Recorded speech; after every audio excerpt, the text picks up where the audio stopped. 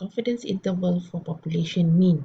There are two cases whereby the first one is sigma known and the second one sigma unknown. Assumptions for sigma known is population standard deviation sigma is known, population is normally distributed, and if population is not normal, then we need to use large sample. So confidence interval estimate, the formula is the same whereby it is the point estimate plus minus critical value and the standard error. So here if you are referring to the sample statistic of a population parameter for the mean, so it is the x bar, which is the point estimate, and here if sigma is known, then we're going to use the critical value from the normal table, which is the z alpha over 2, which is 2 tail. Then the standard error, the formula would be sigma over square root of n. So how to find the critical value, which is the z alpha over 2? So since alpha is 5%, so 1 minus alpha is going to be 0.95, 100 minus 5%. So looking into the normal distribution, so meaning that the 2 tail, the left side and the right side, when you add it up, it's going to be 5%. So each of the tail will have 5% divided by 2 is going to be 0.025. The middle part of the bell-shaped curve will be 0, so that the right side will be the positive values and the left side will be the negative values. So here, when it's z alpha over 2 is going to be a positive value, and here z alpha over 2 will be the negative value. So we have z alpha over 2, it is positive minus 1.96. So how do we get this 1.96? The commonly used confidence level is 90%, 95%, and 99%. So meaning that when we say confidence level 90%, the alpha will be 10%, and 95% the alpha is 5%, and 99% the alpha will be 1%.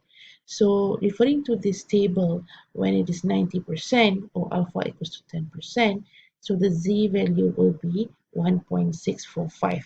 When it's 95%, 5% alpha is going to be 1.96, and 99% or 1% alpha is going to be 2.58.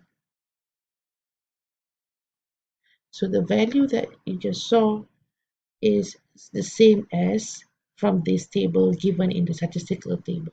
So this is the alpha and this is the z value, whereby it is alpha over 2.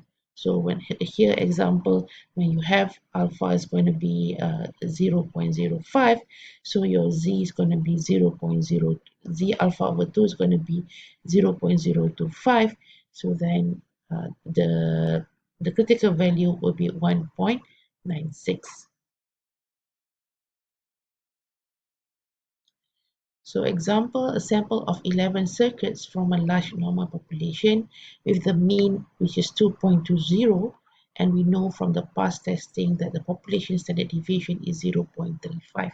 So here sigma is known, or population standard deviation is known.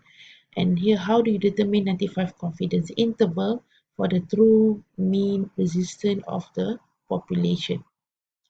So we can pick up the important points there, whereby n is 11 and also the sigma is 2.20, and sorry, the x bar is 2.20, and also this is the sigma 0.35. So how can we get the confidence interval? The point estimate x bar, which is 2.20, the z alpha over 2, since we are using alpha 5%, so 0.025 alpha over 2 is going to be 1.96, and sigma is given 0.35, square root of n is going to be 11.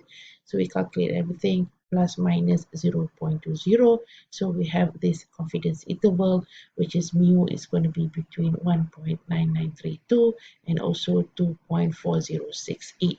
So how do you interpret this confidence interval? We're saying that we are 95% confident.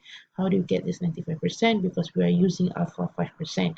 So 95% confidence that the true mean resistance or the true population parameter will lies between would be between 1.99 and also 2.4068.